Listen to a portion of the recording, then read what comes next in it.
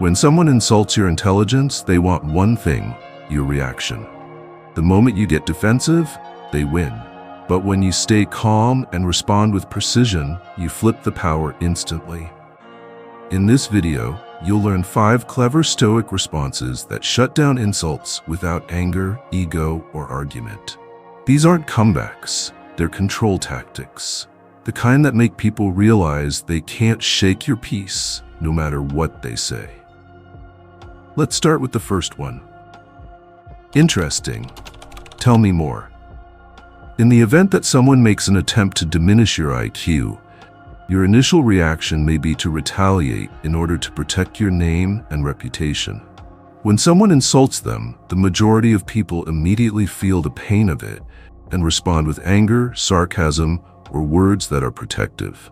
On the other hand, a mind that is calm and controlled is aware that every reaction gives up strength. Because of this, the simplest and most destructive response that you can provide is, "Interesting. Tell me more." You are not making a fight. Rather, you are observing. You respond to their offense by expressing curiosity. Suddenly, you are the one who is in charge of the conversation, and they are no longer in charge. By extending invitation to them to continue speaking, you reveal their intentions.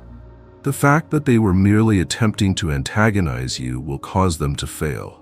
By listening to them, you have demonstrated that you are mature, especially if they have anything insightful to say. This phrase may appear to be straightforward, yet it is actually an excellent example of psychological judo. Rather than defending yourself against their assault, you are channeling it. In order to drive people to expose their genuine motivations, you take their aggression, absorb it, and then reflect it back to them in a way that challenges them.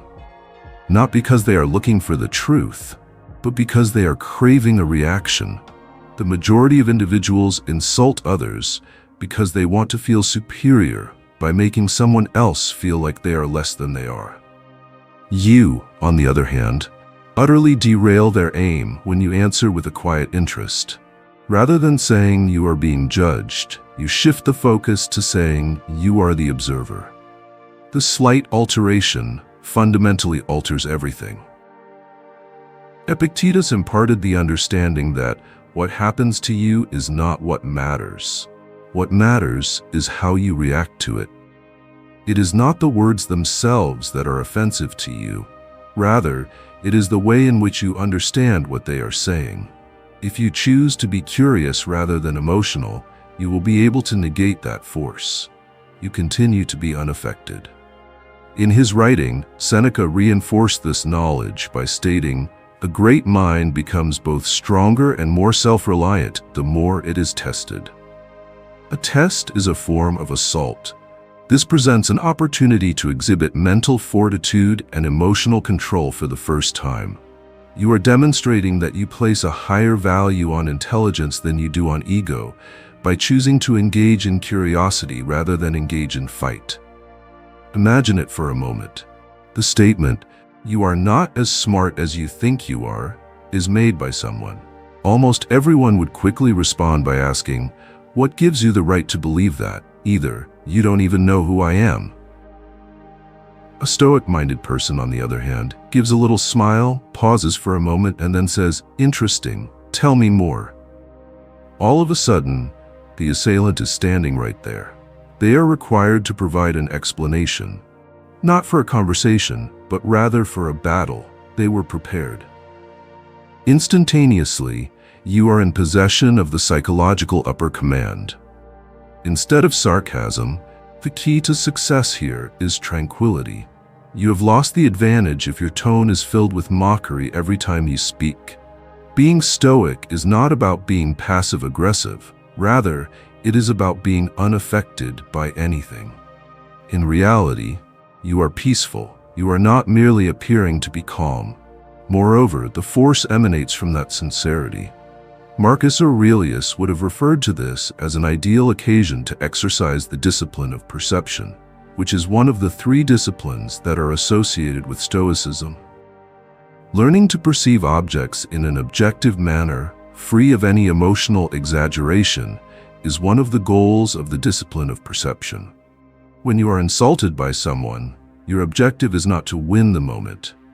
Rather, it is to become aware of the situation.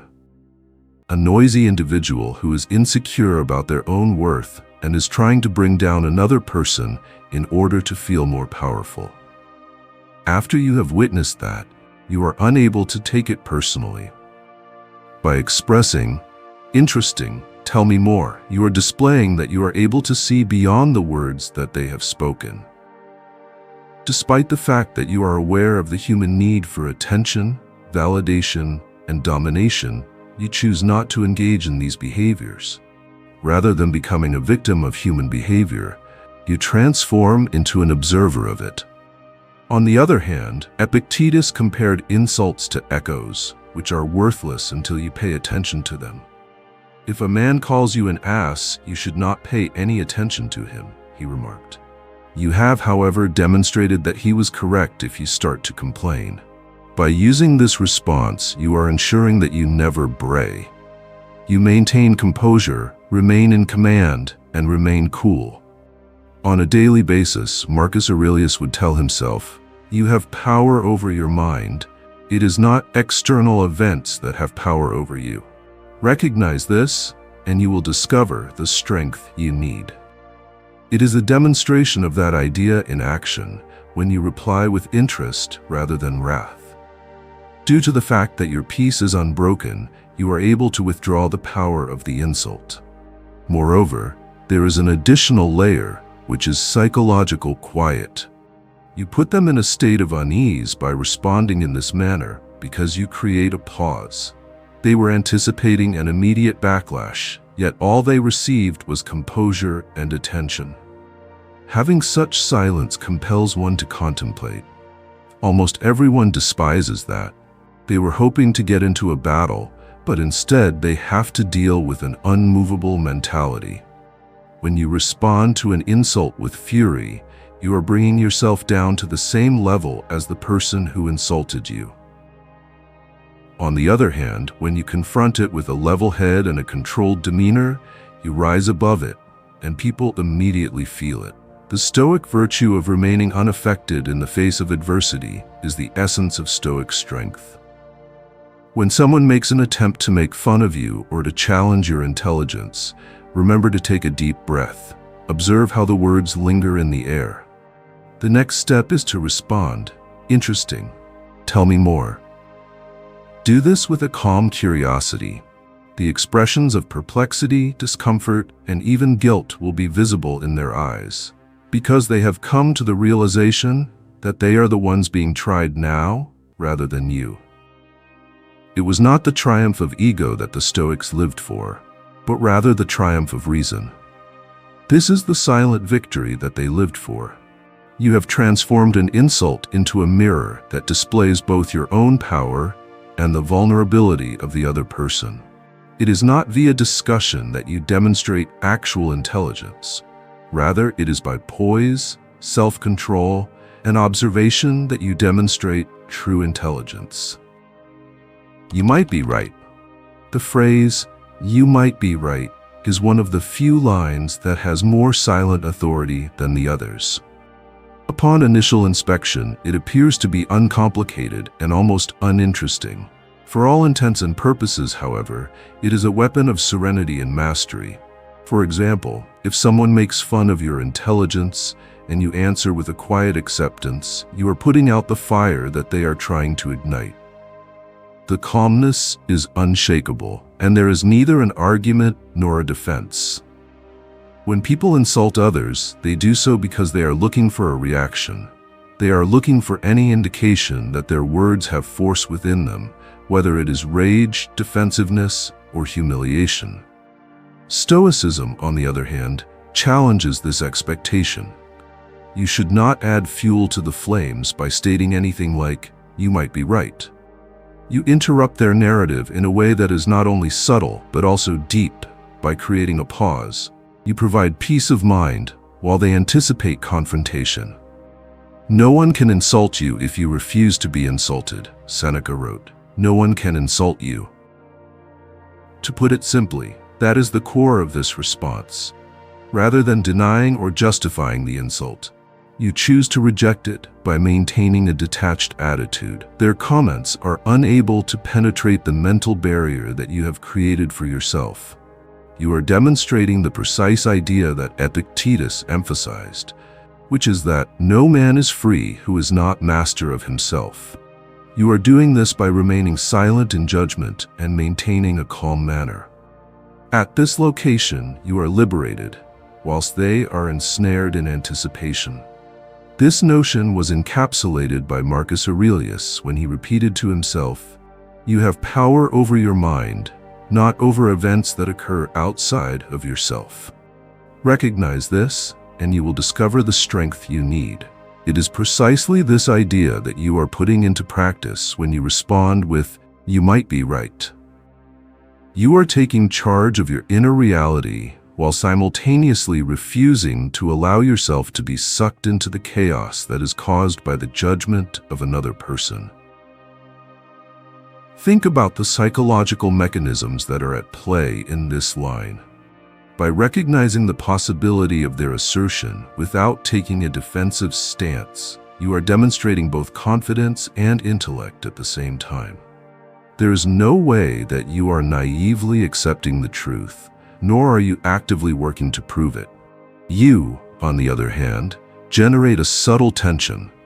The person who insulted you comes to the realization that their words do not control you. The consequence that they had anticipated, which was either shame or frustration, does not materialize. Rather, your prepared authority emerges in its place. Stoic jiu-jitsu is also known as this art form. In the same way that a martial artist utilizes the force of their opponent against them, this reaction harnesses the energy of the insult to demonstrate how little it affects you. Epictetus made the following statement: "It is impossible for a man to learn what he thinks he already knows." This statement illustrates that one has mastered the self, which is the ultimate sphere of power. You demonstrate that insecurity and rashness are inferior to self-control by maintaining your composure and instilling this lesson without using words. Seneca also brought to our attention the fact that the mind suffers more damage from an overly hasty response to an offense than the offense itself. According to what he wrote, anger, if it is not restrained, is frequently more hurtful to us than the injury that provokes it. Maintaining your rationality can be accomplished by responding with, "You might be right." It protects your mind from unwarranted agitation and keeps you from getting lured into an argument that is simply for the purpose of bolstering your ego. Consider the following scenario. A coworker asks you, "You don't really understand this, do you?" The coworker says, "For most people, the natural reaction is to protect themselves, to dispute, or to launch a counterattack." A Stoic response, on the other hand, is distinct. You take a moment to pause, take a deep breath, and then respond with composure, "You might be right." It is the simple act of acknowledging something that causes the other person to feel confused and uncomfortable. They were expecting fighting, but instead, they received peace. At that precise instant, there is a shift in the power dynamic. On the other hand, they are revealed to be petty or reactionary, while you are cool, composed, and unshakable about it. The term in question is not passive. Active mastery is what it is. "Your opinion does not define me," it says, expressing a lack of ego while communicating. "It is impossible for your judgment to annoy me." The assertion of one's independence and authority is made in a subdued manner. When you choose not to get involved in a quarrel, you are putting into practice the Stoic ideal of freedom, which is liberation from the oppression of the opinions of other people. On top of that, this response establishes a precedent for the long term. People will be able to understand that insults cannot enrage you if they are used consistently. In the process, you build a reputation for being emotionally resilient. Others are going to be hesitant to test your composure because they have the impression that it is unmovable. Marcus Aurelius stressed the need of following such discipline by saying, "Do not waste any more time arguing about what a good man ought to be." The phrase, "be one," it is not that you explain or justify, rather it is that you embody. And here is the more profound psychological effect. Individuals have a natural tendency to appreciate authoritative figures who are calm. While aggressive responses may briefly intimidate, the ability to maintain composure and restraint creates respect that lasts. When you respond with, "You might be right," you are sending a message to the world that you are in control of your thinking. This is a characteristic that is significantly more valuable than any demonstration of extreme intelligence or verbal skill. Last but not least, this answer is in perfect harmony with the Stoic practice of concentrating solely on the things that are under your control. Although you are unable to influence the opinions of other people, you are able to control how you react to them. The words of Epictetus can be summarized as follows: "What matters is not what happens to you, but how you react to it." "You might be right" is an example of this theory being put into practice in the here and now. You maintain your composure, remain grounded, and remain peaceful. Your inner condition is unaffected by the external environment. Therefore, the next time someone doubts your IQ, you should not rush to defend yourself from the inquiry. Make a subtle smile, nod your head, and then remark, "You might be right." While their anticipation of power is falling apart, you should feel that your peace is still intact. You demonstrate great strength by doing so, the unshakable power of a mind that has been tamed and a soul that has not been disturbed. I don't compete in that category. On the surface, it appears to be straightforward, a courteous dismissal. On the other hand, one can find a profound assertion of power, authority, and perspective underlying it. This remark immediately establishes a higher ground when someone makes fun of your intelligence in order to feel superior compared to them. It conveys to them, without any signs of arrogance, that you do not evaluate yourself based on the petty criteria that they have set for themselves. You have not come to this place to win insignificant disagreements, to demonstrate your worth, or to defend your brilliance. You have reached an entirely different level of operation, one that is characterized by rationality, clarity, and inner composure. It is a widely held belief that power can be gained by retribution, which can take the form of a sharp response, an angry rebuttal, or a sarcastic joke. Stoicism, on the other hand, teaches that the most powerful power is found in self-control and self-restraint. The best revenge is not to be like your enemy, Marcus Aurelius reminded himself. Since the beginning of time, if someone makes an effort to provoke you, they are essentially inviting you to lower yourself to the same level of pettiness that they have. You can demonstrate your superiority without ever having to raise your voice by just refusing to take part in the activity, or by stating, "I do not compete in that category." You are able to rise above the chaos while they continue to be engulfed in it. Epictetus made it a point to underline the importance of the inner life on multiple occasions. According to what he wrote, "When you are offended at any man's fault, turn to yourself and study your own failings for a moment. After that, you will forget about your rage." This is the kind of thinking that underlies this term. When you focus your attention on your own development, your own judgment, and your own goal, the words of others lose their power to influence you. An insult from them is no longer an external force that is acting upon you. Rather, it is only noise that can be easily disregarded by a mind that is disciplined. An example of this would be a coworker making fun of your approach during a meeting by saying something along the lines of, "Clearly, you don't understand what you're doing." In most cases, the response is either an immediate defensiveness, a counterattack, or even worse, a visible display of frustration.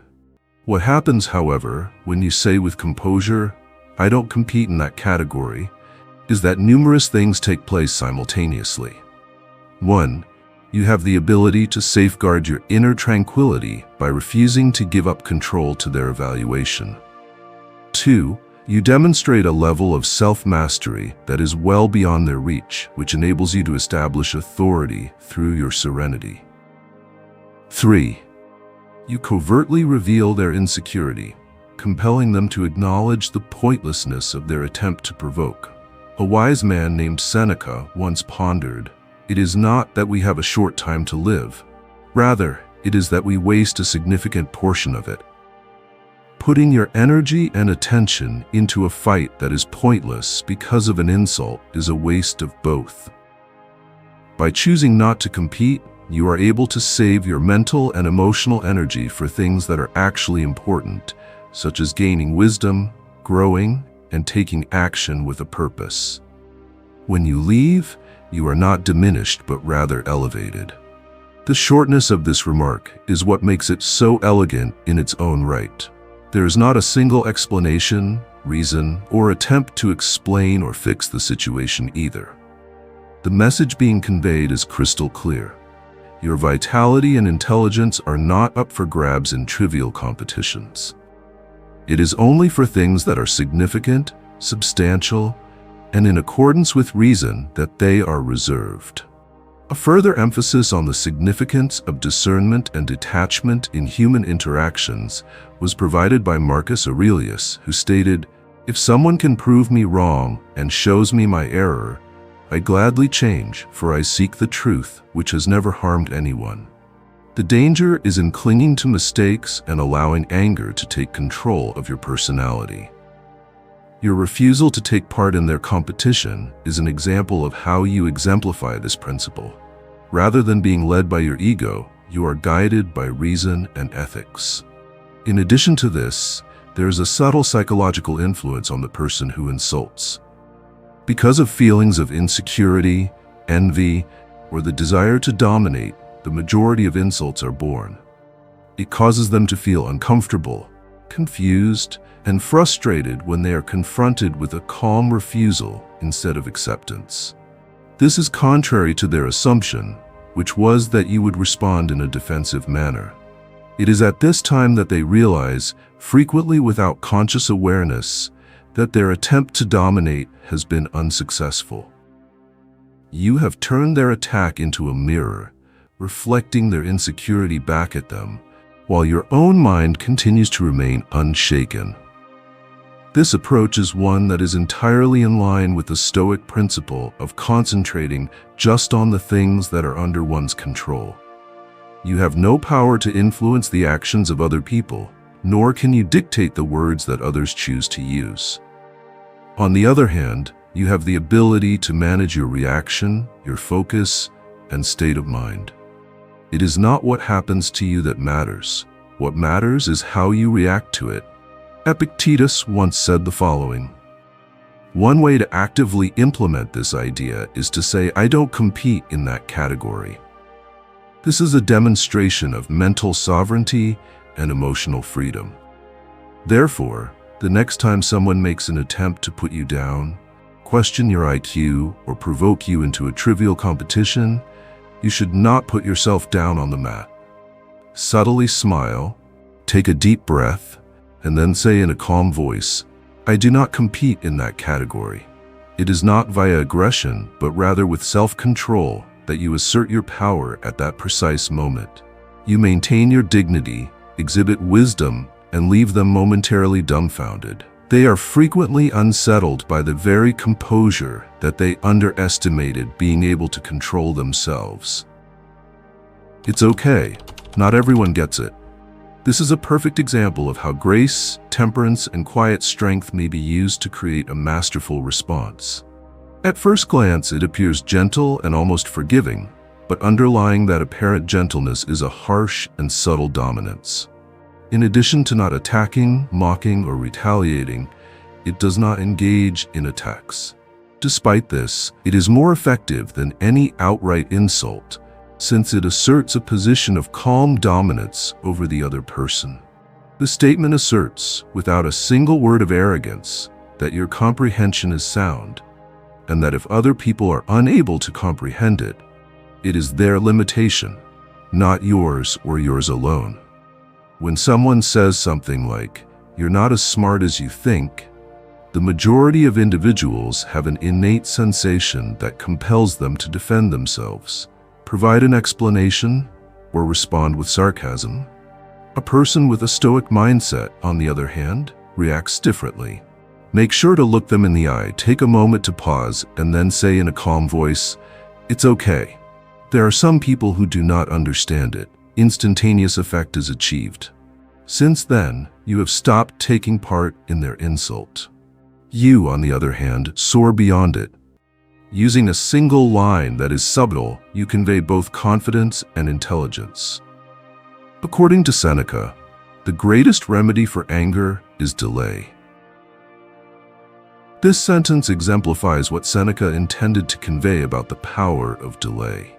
Regaining control of the situation can be accomplished by making the conscious decision to refrain from reacting immediately, pausing for reflection, and then replying with poise and elegance.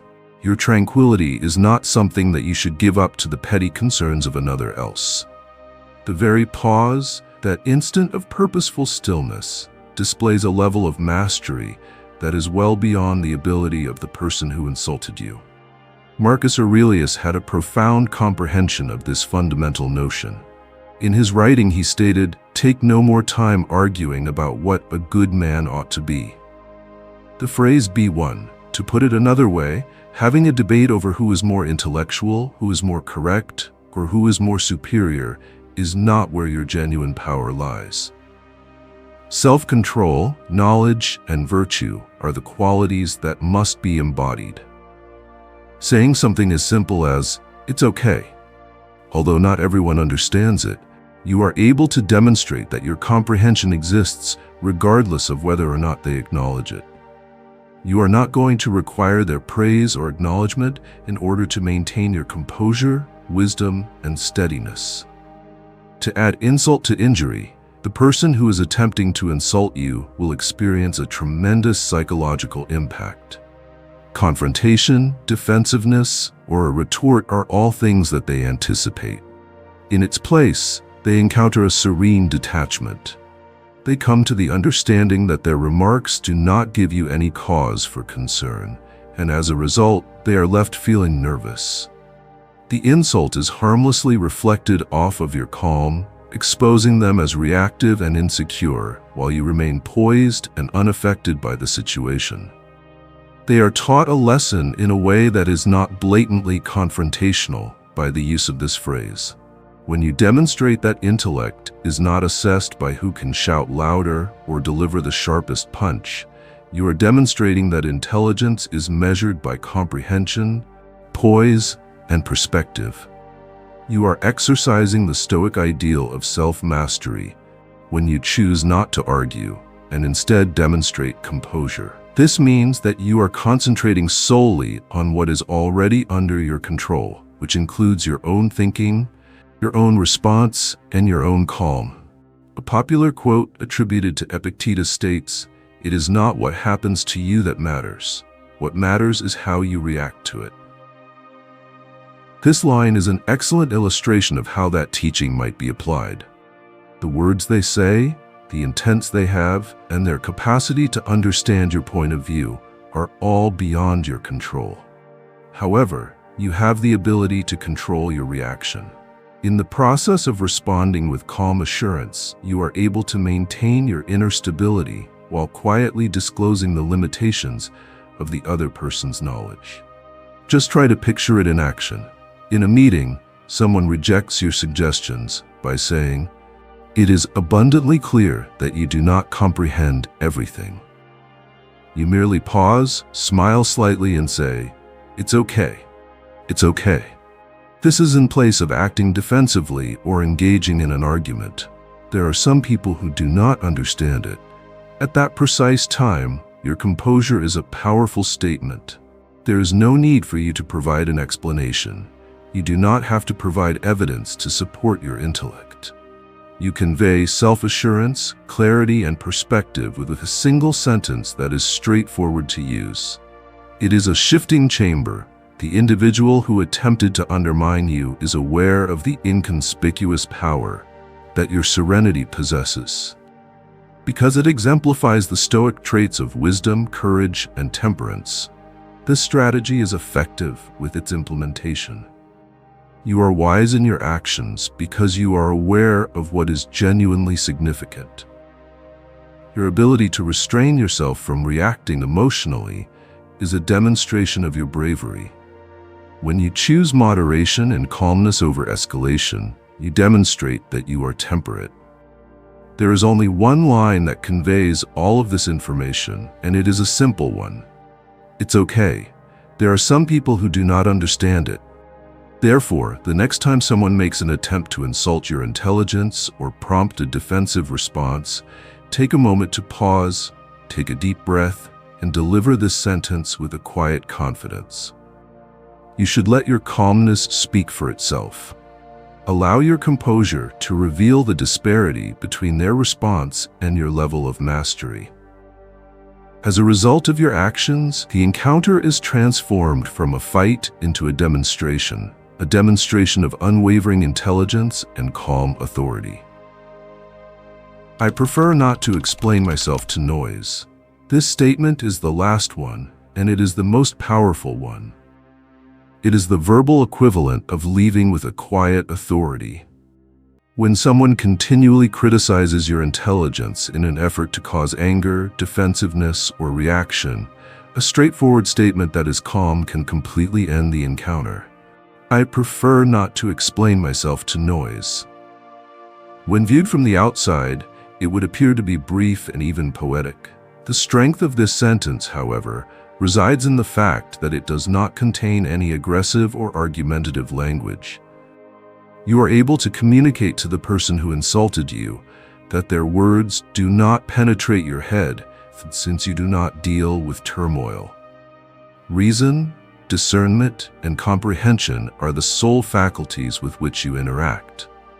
Through the use of this statement, you are able to establish an unassailable limit, a line that cannot be crossed by their provocation.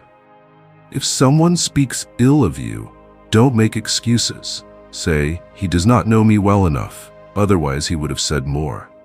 Epictetus highlighted this approach when he stated, "If someone speaks ill of you, avoid making excuses." Your response is an excellent example of how dia will be applied. You are aware of the presence of their cacophony, which includes the insult, the derision, and the attempt to destabilize you, but you choose not to give it any energy in order to give it some dignity. You are not able to silence them. Rather, you raise yourself above them. No longer do their remarks have the power to control your mental state. There is a dual level of sophistication in this response. Self-respect is the first benefit of this. Your decision to refrain from providing an explanation demonstrates that your time and attention are significant resources. It is not necessary for you to provide an explanation for yourself to someone whose sole intention is to provoke you. In the second place, it exhibits control. In a world when immediate reactions, sarcastic remarks, and reflexive defenses are expected, your failure to respond in a calm manner conveys a quiet power. Here, silence is not a sign of weakness, rather it is a sign of mastery. You have power over your mind, not over events that occur outside of yourself, wrote Marcus Aurelius. Recognize this, and you will discover the strength you need. This exemplifies the teaching that was presented earlier. You have no control over the words that other people say, but you do have power over how you react to them. If you choose not to react to noise, you will be able to maintain the peace that you feel within yourself. You convey the message that not every piece of information warrants a response. Having judgment is your ally. Consider it from a tactical point of view. Someone makes fun of your intelligence or criticizes your views on a regular basis, anticipating a defensive response from an individual. Any reply will do. They are looking for one.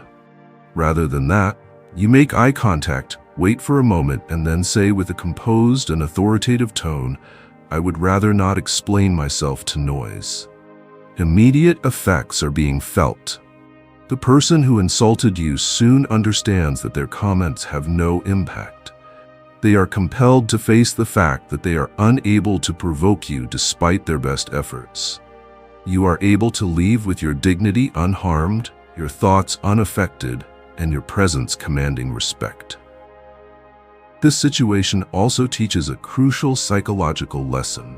When you choose not to participate in a conversation, you elevate the conversation itself, or more accurately, your participation in it. Reason, on the other hand, is sustained and intentional, whereas noise is transitory and chaotic. You make it abundantly evident that your attention is a privilege, not a right, by making the decision to engage only with justification for your interactions. You educate others that self-control is far more amazing than any verbal win, that genuine power is restraint, and that brilliance is not represented in argument, but in serenity. You also show them that self-control is the way to go. When Seneca stated, "A man who suffers before it is necessary suffers more than necessary," he perfectly expressed the essence of this concept. The additional burden of emotion, distraction, and agitation that you experience as a result of reacting to insults is really significant. You are able to prevent unneeded suffering and keep control over your mental state if you choose not to explain yourself to noise. There is no disruption to your tranquility, and your dignity is not compromised. Lastly, this statement is considered to be poetic, conclusive, and absolute. It is a sign that the encounter has come to a conclusion without any antagonism. It accomplishes both communicating a boundary that cannot be broken and teaching a lesson without the use of a single harsh word. Your unwillingness to interact becomes a statement of supreme authority in a world that is addicted to reacting to each and every situation. Controlling your tongue is the same as controlling your mind. And when you walk away without giving in to provocation, you teach people a lesson that is subtle but profound. Control over your tongue is control over your mind. You have demonstrated that your energy is valuable, that your intelligence is unaltered, and that your peace is something that cannot be compromised. This is not merely a response. Rather, it is a representation of Stoic philosophy in action, a real demonstration of Stoic mastery in the face of uncertainty. This means that the next time someone makes an attempt to provoke, criticize, or humiliate you, you should take a moment to halt, face them in the eye, and reply, "I would rather not explain myself to noise."